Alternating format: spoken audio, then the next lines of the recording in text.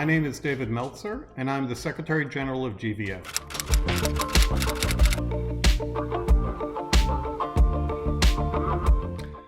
As communities prepare for and respond to disasters, whether man-made or natural, their ability to recover from the disaster that ultimately strikes is often a function of the community's resilience.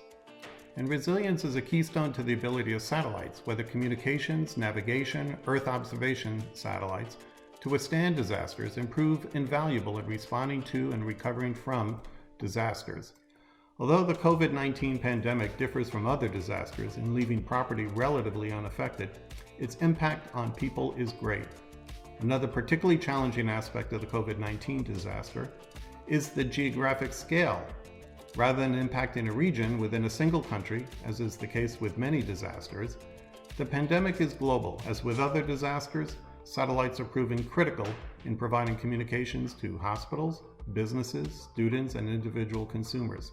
Governments, of course, are relying on satellites to distribute life-saving information and develop response plans. Although the damage brought about by the COVID-19 pandemic is great, satellites again are proving indispensable in responding to the pandemic, as regularly occurs following other disasters.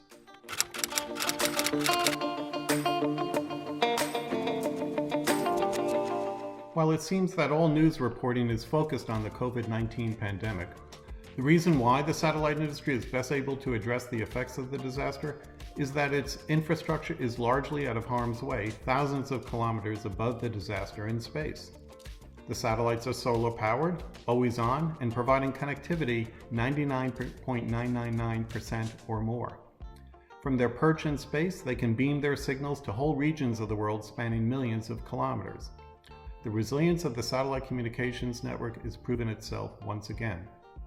At a time when the satellite industry is providing services to medical personnel via telemedicine services, to students and teachers via distance learning services, to governments and news organizations via broadcast services, and to hospitals, consumers, and small business via direct-to-home internet and community Wi-Fi, the industry is simultaneously responding to natural disasters. As the response to the COVID-19 pandemic continues, the satellite industry will remain a critical component of the response to the pandemic, along with natural and man-made disasters.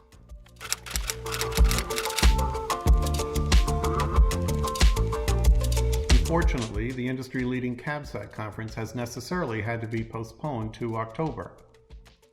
GVF, which is the sole global trade association representing the entire satellite ecosystem, provides benefits to its members in a variety of ways, such as advocacy, training, and promotion. GVF organizes and helps populate panel discussions at conferences around the world, and CABSAT is just one example where GVF has organized panels for the conference. As a result of the pandemic and consequent postponement of CABSAT and other conferences, GVF has increased its digital footprint to provide its members with additional avenues to promote their products and services, advance their regulatory agendas, and advance their corporate and industry interests.